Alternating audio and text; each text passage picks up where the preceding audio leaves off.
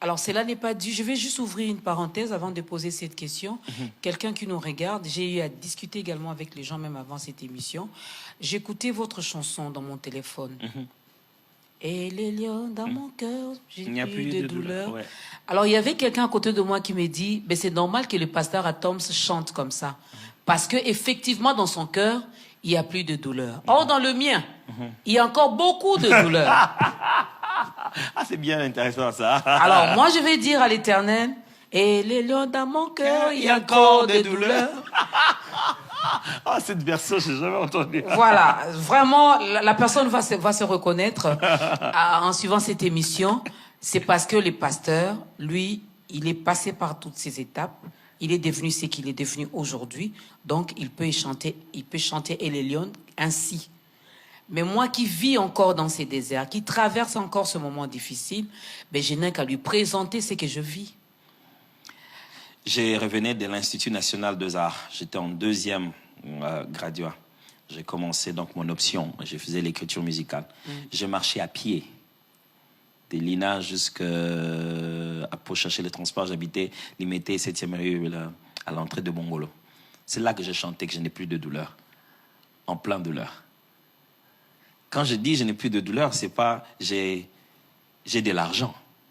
De l'argent, d'ailleurs, personne n'en a. Même à la banque, on vous dit, demandez, vous avez de l'argent, on dit, on n'a pas d'argent.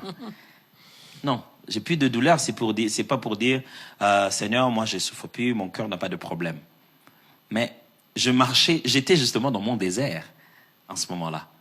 Je vous dirai pas la forme de la maison dans laquelle nous habitions. À ce moment-là, dans la garçonnière, on a dit on n'habite plus chez les parents, on va l'habiter dans la garçonnière. On habitait derrière, donc à l'entrée principale, à droite, il y avait un bistrot, puis il y avait la grande maison. Nous, on était une petite maisonnette derrière. Chaque fois qu'il pleuvait, on se mettait tous debout parce on dormait sur les chaises et les cuves et tout. Nos installations hygiéniques, on appelait ça des podiums parce que quand vous allez, c'était une grande hauteur, il fallait acclamer et ouais. C'est à ce moment-là que j'ai chanté que je n'avais plus de douleur.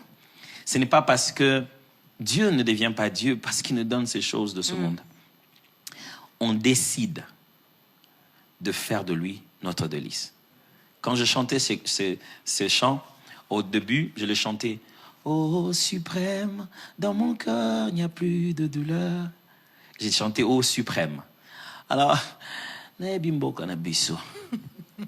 Que tu sors un terme que les gens ne sont pas toujours habitués à ça. Et une longue théologie arrive là-dessus. J'ai préféré prendre justement le mot tel qu'il est vraiment présenté dans la Bible, Elion. C'est lui qui habite sous l'abri du Très-Haut, repose à l'ombre du Tout-Puissant.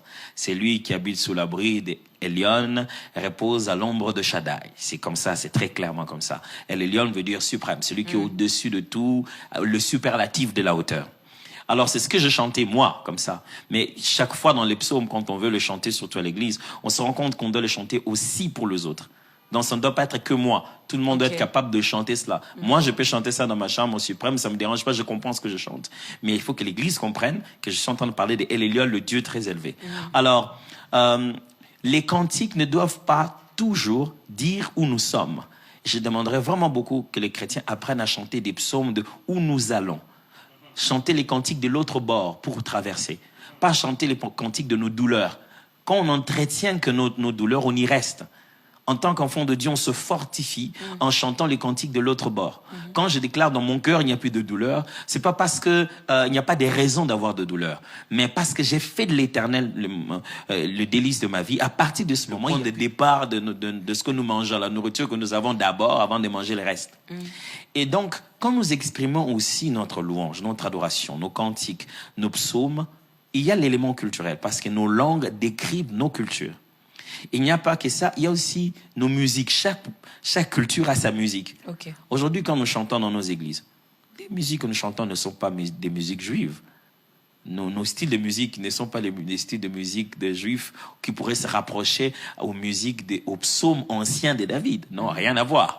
Ce sont des musiques qui sont liées aux colons ou aux missionnaires, ainsi de suite. Mais nous avons aussi notre façon de nous exprimer, d'exprimer notre joie, de chanter notre musique, notre culture. C'est totalement logique. Mais dans chaque culture, il y a une façon de s'exprimer, mais il y a aussi une façon de de glorifier, d'exprimer de la divinité.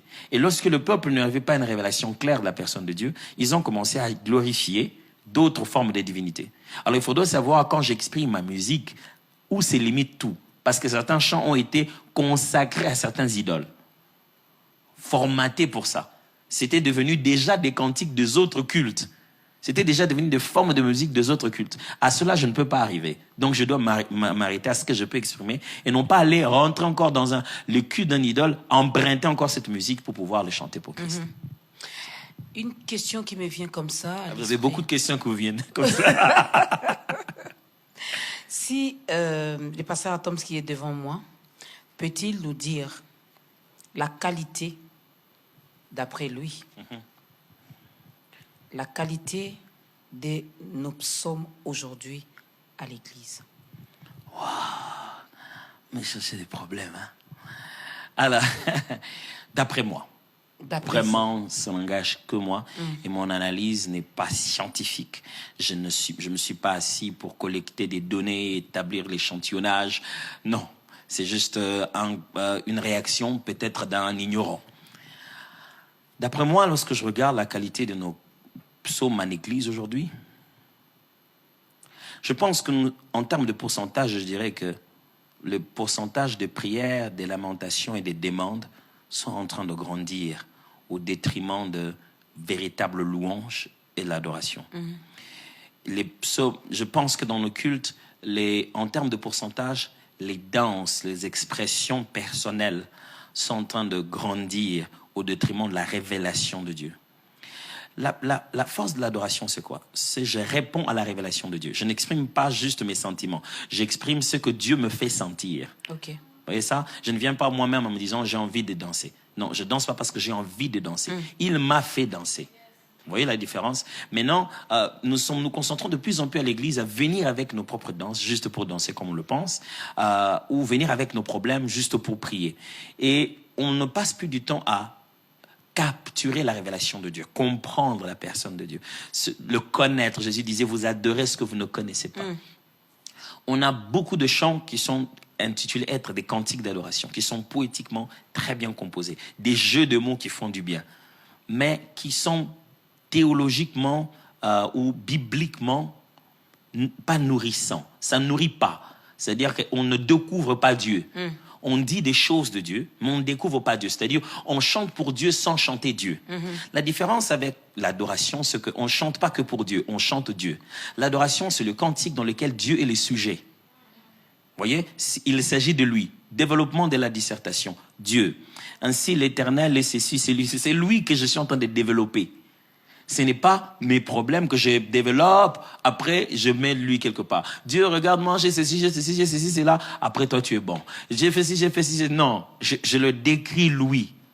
Je décris ce que lui il est pendant que je vais l'adorer. Je décris les choses que lui fait pendant que je veux le louer. Donc dans le cantique d'adoration, des problèmes que nous avons de plus en plus actuellement à l'église, on décrit de moins en moins Dieu.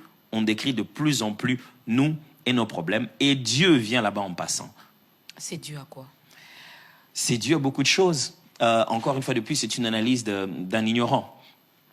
Je me dis qu'il est possible... J'aime votre humilité. Ouais, Dorcas. Je n'ai rien dit. Allez-y, pasteur. Voilà ce que moi je pense. Je pense que premièrement, ça peut être dû à la parole de Dieu, premièrement. Parce que tu ne peux pas parler d'un Dieu sans connaître sa parole. Je pense que les musiciens... Puisque nous utilisons la musique, on pense que c'est tout. En utilisant l'art, vous savez je vais demander à l'équipe qu'on compose un chant tout de suite que vous allez aimer. On peut le faire ici, mais musicalement, on fait ça de sorte que ça soit un cantique commercial, avec une leitmotiv qui fera en sorte que vous pouvez chanter ça en sortant d'ici, vous avez aimé. Le fait d'avoir aimé un chant parce qu'on le chante très bien, c'est pas ça qui montre que c'est un cantique qui vient de Dieu. On sait comment composer un cantique pour que ça reste une leitmotiv, que vous répétez ça sans problème. Mais ça ne signifie pas que ce cantique-là a un contenu biblique. Il y a des vieux chants, vous ne saurez même pas combien d'années ce chant-là fait. Par exemple, Dieu Tout-Puissant. Dieu Tout-Puissant, quand mon cœur considère tout l'univers créé. C'est un vieux chant traduit dans plusieurs langues.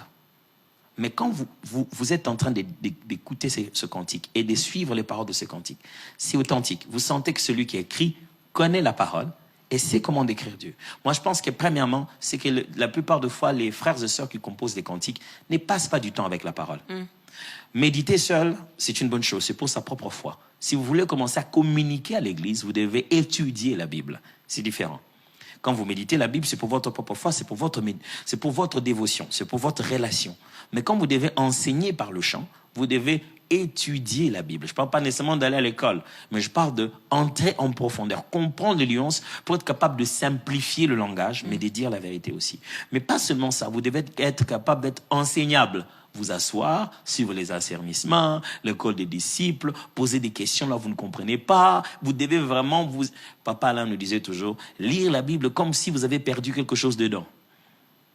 Vous lisez la Bible, c'est quoi? C'est où? Vous lisez vous scrutez les Écritures, vous aimez. Le psalmiste, tiens, puisqu'on parle de psaume, il a consacré le plus long psaume de la Bible. C'est lequel? 119. Dans les Tehillim, c'est divisé en deux. Mais nous, dans les psaumes, dans la Bible, c'est 119. Psaume 119, ça fait des centaines de versets. Ça parle de quoi? De la parole de Dieu. Ta parole est une lampe à mes pieds, une lumière sur mon sentier. Comment un jeune garçon comment un jeune homme peut-il rendre pur son sentier? Je serre ta parole fort dans mon cœur pour ne pas... Ça parle que de la parole. Il dit, ta parole vaut plus que les butins de guerre. J'aime ta parole. Il dit comment il aime la parole de Dieu. Ça, c'est un psalmiste. C'est lui qui chante des psaumes, aime la parole. Deuxièmement, l'autre problème, c'est, je pense aussi que c'est lié à, j'allais dire, la révélation personnelle. La vie de prière et de crainte de Dieu. Quand quelqu'un commence à te parler de ce qui s'est dépassé seulement et ne te parle plus de ce qui se passe maintenant avec Dieu, c'est que la relation a été brisée quelque part. Il vit Dieu dans une vieillerie. Alors voici les mal qu'il y a. La vie chrétienne fonctionne comme des saisons. Ce que tu as sémé aujourd'hui, quand tu entres dans la saison, tu commences à moissonner cela, et que tu arrêtes de s'aimer, ce qui va se passer, c'est que quand cette moisson va finir, tu n'auras plus rien à moissonner après. Parce que Jésus dit ça, il dit, s'aimer, vous moissonnerez si vous ne vous arrêtez pas de s'aimer. J'aime bien ça. Il parle de l'idée de continuellement s'aimer. Même pendant la période où on moissonne, il faut trouver une autre terre pour semer. Alors quand quelqu'un passait des moments de prière, une vie de prière et des cantiques profonds qui bénissent le peuple de Dieu, il commence à chanter concert là-bas, allez là-bas. Alors maintenant cette nouvelle vie de concert là l'a pris tellement qu'il n'a plus ces moments de rencontre avec Dieu. Et les réalités de ces nouvelles vies de concert ici, par-ci, par-là peuvent aussi être une grosse tentation dans la crainte de Dieu, dans la gestion de l'argent, dans la gestion des relations avec l'autrui. Il baisse dans sa qualité de la relation, il baisse dans la fréquence de fréquenter la présence de Dieu. Ce qui fait que la saison qui suit, il n'a rien. Qu'est-ce qu'il fait? Il prend tout ce que vous avez aimé avant, il copie quelque chose de pareil, il met, et puis on fait des best-of. Et puis après des best-of, là, et puis il n'y aura plus rien. Bon, là c'était moi, c'était pas le pasteur Atoms, hein. Là c'est moi. Alors, vous me permettez qu'on fasse un petit jeu? Ah ouais, bien sûr, pourquoi pas. Tant que c'est pas difficile. Que les chantres qui sont ici ne se moquent pas de moi. Ok. Je vais chanter deux choses. Oh, fantastique. Et vous allez choisir. Yahweh na bibele, Yahweh sanjolama, Yahweh na boboto kumisama. Amen. Yosalaki mokili na maloba na yo, Yosalaki pelola o sanjolama. Et puis je chante, Nazalaki makolo, opesinga mutuka, Nazalaki olala na se, na etoko, omatisinga na mbeto. Nazaki komata kaka camion, omatisinga avion. Ngayo nazaki célibataire, obalisinga. Nazangaki mabota, okomisinga maman mapasa. Pasteur Atoms, s'il faut choisir parmi les deux chansons, c'est laquelle? Ça répond exactement à la question qu'on m'avait posée tout à l'heure. C'est ça le constat général. C'est que de plus en plus, on se décrit soi-même. On décrit ce que nous on a vu et ce que nous on a vécu. On appelle ça l'adoration. Or, abali singaponaye bakaza fidèle. Okay. Je dois adorer le fidèle, pas l'ibal. Quand Dieu agit dans la Bible, il dit enfin que l'on sache que je suis l'Éternel. Le savoir final de ce qui s'est passé, c'est ce qu'il est. Et nous, qu'est-ce qu'on fait? On ne tire pas la leçon. On reste que dans le constat des faits. Tu as fait ceci, tu as fait ceci. Celui qui fait ça, on l'appelle comment? C'est ça, en fait, la finalité. Abraham aurait pu dire, Nazaki na mwana moko sengaki mwana ngalinga kufa makufite ozanzambe. Il dit, Jéhovah j'irai. L'Éternel est le pourvoyeur, celui qui voit et qui pourvoit. Finalement, c'est le nom. Regarde, dans l'Ancien Testament, c'était très habituel. Les patriarches arrivaient à un endroit où ils devaient consacrer l'endroit. Ils lui donnaient à l'endroit le nom de l'Éternel. Ata El Roi, tu es le Dieu qui me voit. Ils consacraient les endroits en mettant le nom de l'Éternel, et non pas juste leur histoire seulement, mais le nom de l'Éternel là-dedans. Le but, quand Dieu se révèle, c'est pour que nous puissions sceller cette manifestation par un nom. J'avais un frère qui, quand on priait, chaque fois quand il priait, il disait, le Dieu de 12 heures moins l'écart. Comprenez pas? Dieu de midi moins l'écart, Nzamba midi moins l'écart. On n'a pas besoin de citer les noms de Dieu qui sont dans les calendriers. Non. On a besoin de citer le nom qui s'est révélé à nous. Okay. Alors, on ne comprenait pas, mon frère. Midi, mais les car, comment Nzambe, où t'en as wapi? Il dit, mon cher, on va défendre. Na midi. C'est qu'on a un bloc. Donc, j'avais pas d'habit, j'avais rien du tout. Il devait défendre en droit. Vous savez que se défendre en droit, votre habit, c'est défendre d'abord. Okay. Et vous, vous défendez après. Alors, et il n'avait rien apporté, rien du tout. Et entre 11h, jusqu'à 11h, mon l'écart, 11h30, on lui a livré des habits. Un frère a dit, je voulais toujours te donner des habits. Je me demandais, si ça va te convenir ou pas, mais aujourd'hui, j'ai juste voulu te déposer. Quand Dieu a prévu te faire du bien, il prend tes mesures. Vous voyez? Et quand il est venu, c'était exactement à sa taille. Et c'était à sa taille. Il était en train de bénir les Seigneurs en se disant, oh mon Dieu, ça c'est fantastique. Mais il a regardé les chaussures qui lui restaient et dit, bon, j'ai porté ça avec ça, on n'a pas le choix. Je vais cacher mes jambes sous la table.